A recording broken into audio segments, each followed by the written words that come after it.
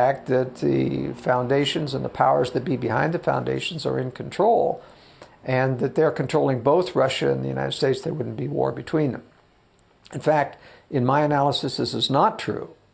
What is true is that Russia is a separate independent predator, but the Anglo-American establishment, using Hegelian conflict creation dialectics, want to build Russia so that it will attack, because the war itself is useful and that Russia will be eliminated in the process of the war.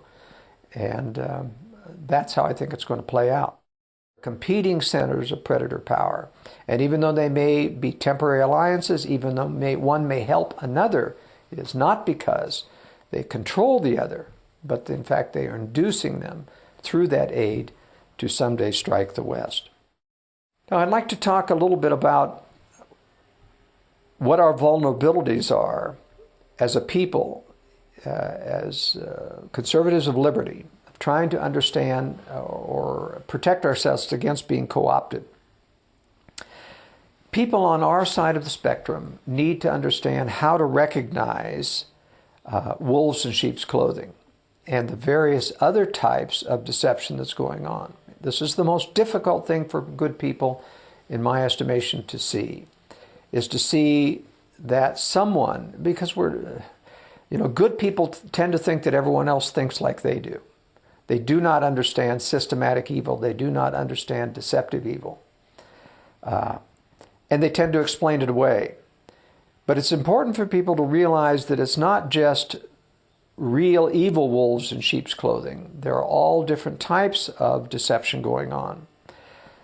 The first step is to recognize when someone is parroting or repeating the establishment line. In other words, good people have to, and I'm trying to take this out of the issue of understanding the right or wrong of what they're saying. This is how deception occurs with good people. They see he's saying the truth, therefore he must be good. It works, therefore it must be right. Now, neither of those propositions are true. Things can work using false philosophies, using false mechanisms, using deception. People can say the right things for the wrong motive in order to promote themselves in ways of which will further deceive them. That's what disinformation is all about, is giving a certain portion of truth so that you can drop in major areas that are false. So it is not enough to judge what is being done in life by whether or not it's true or false. One must learn to recognize what is an establishment line of attack, an establishment direction, and learn who is parroting that, because real truth never goes very far along an establishment line without diverging from it significantly in truth. That is why the establishment always says our position is extremist, because we diverge from their establishment line on significant points, which they always label extreme. That's the way they get people to disregard truth that diverges from the establishment line. This happens whether it's establishment medical protocols. The best truths are outside those protocols. That isn't to say that everything within the establishment is false. Far from it. Most of it is right, most of it is good. But it's leading through the exclusion of critical truths, it's leading people in a direction will keep them blind and keep them from seeing the crucial truths. So, once you see someone parroting the establishment line, you have to ask, is he part of the establishment or is he not part of it? I'm going to take you through a truth diagram here of yes or no and then where to go from that. If a person is not part of the establishment, but he's parroting the establishment line, he's usually being used because of several reasons. One, either they're too ambitious. I put Mitt Romney in that category.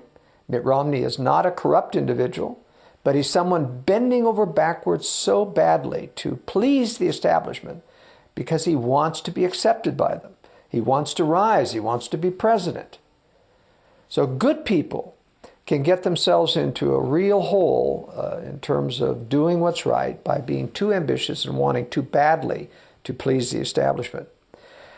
They can be predictably liberal or moderate. There are certain people who have an innate sense about right or wrong. There are certain people who have an innate sense about what's establishment and what's popular. And they seem like a compass to seek only for those things which will make them more popular. We see that with kids in school. There are people who are outsiders. They're always pushing the edge, whether for good or evil. And there's people who are right there in the middle of the road. They're afraid to do anything that will be criticized. Now, that's a problem, for example, if I can give an example of Glenn Beck. Glenn Beck got into a lot of problem with drugs and alcohol and other because he started off in life trying to please people, into rock music. He became a DJ. DJs are noted for their people-pleasing tactics. Everything about their demeanor as a DJ is pleasing people. It got Glenn Beck into trouble. And even today, even though he is branching out and becoming a strong voice against the establishment in certain areas, his fear of being criticized keeps him from, even though his research takes him closer and closer to conspiracy. He's now talking about Carroll Quigley in his book Tragedy and Hope, which talks about the Anglo-American conspiracy without confronting that yourself. And Glenn Beck is having to confront it in his own mind. And yet, because of his fear of criticism, he has so eschewed the concept of 9/11 truth or of the birth certificate problem with Obama that he's unwilling to go back and admit that he may be wrong. Now, he's a work in progress. I'm not saying that Glenn Beck will not someday overcome that. But I'm saying right now, here's a good example of someone who is a good person, who is on our side, who's trying to do things within certain limits, but steers away because of the fear of the negativity associated with conspiracy, which is very purposeful on the part of the media to denigrate and to vilify anyone who dares utter the concept of conspiracy, that it's keeping him from being a clear voice in this movement. Sarah Palin, for example, in my estimation, is too predictable. She's ambitious. There has to be ego in anyone who promotes themselves to the degree that they do. I think the latest article, for example, in Vanity Fair by Charles Gross is indicative. When you have a person who lashes out in anger and who has a great deal of pride and who becomes dismissive of other people, it's got a problem with predictability that the establishment can use. Oftentimes the establishment uses corruptibility of people, which I'll get into on people who are part of it. But to a certain extent, certain conservatives who start out on the good side, they view that they can become corruptible. I think Rush Limbaugh, for example, started out on the right side. He was very conservative. He was very pro-understanding of conspiracy. He warned openly and almost constantly in his radio shows about conspiracy. At some point, they made an offer that was too big to pass up. Something like $3 million to go over and become part of the big radio networks. But at some point during those negotiations, I believe someday we'll find out, if not in this life, on the other side, that they gave him a message that part of the deal is that you can't push this conspiracy stuff anymore. Because literally the first or second show out of the gate under the new radio network, he began not just to say, which would have been legitimate had he said, I have my doubts about my previous thoughts about conspiracy. I'm still open, but I have doubts about this. And because conspiracy is something we never have all of the answers about. But no, he didn't take that moderate position of saying, I have doubts now. He took the position of vilifying and denigrating and attacking anyone who called up. And most of his listeners had been used to talking about conspiracy. And they called up thinking, I'm going to talk about the same conspiracy I talked to last week with Rush. And he began to attack them and blow them away. The same thing happens with Sean Hannity and Bill O'Reilly.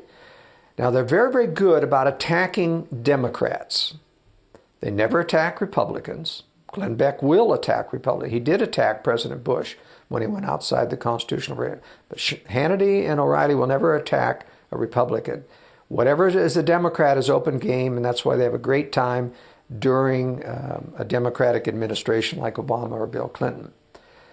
But their true colors come out, in my opinion, when they come up with a conspiracy issue, whether it's the Obama birth certificate, and they literally will lash in, break up, interrupt their phrase, won't let them finish a phrase. They will not let anyone competent finish a phrase about conspiracy. And that's an indication that they have no intention whatsoever of allowing an open discussion of that, no matter how reasonable it may be. So what I'm trying to say is, because a person parrots an establishment line, that is not an indication that they are part of a conspiracy against truth. There are reasons, as I said, of being used on the good side. Now let's talk about the various different types that are on the bad side, those that are part of it. One of the problems that we've had in analyzing the issue of conspiracy is the tendency of people to succumb to the concept that if you're close to conspiracy, you must be fully a part of it. And it isn't true.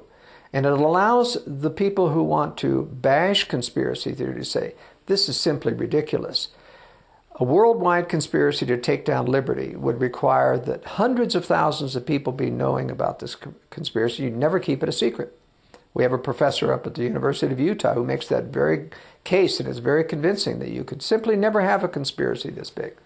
Well, he's wrong on several counts. The first one is, the assumption is that everybody in a conspiracy knows everything about the conspiracy. It's simply not true. It's very compartmentalized. Just because you're in the CIA doesn't mean that you know anything about what goes on in the various other compartments of the CIA. And the conspiracy is always very tightly compartmentalized.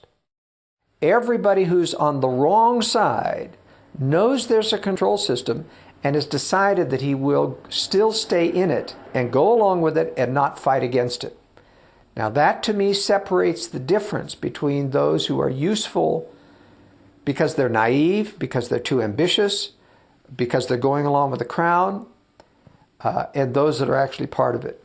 Those that are actually good, if they knew there was a control system, they would say, I don't want any part of that. And that's why they must be kept from it. That's the reason, for example, why they didn't want Mitt Romney in there. Self-made millionaire, had the power to put himself in front of the people without the kingmaker system designating who will be running for office. If you'll notice, that's how they manipulate the political process in large part.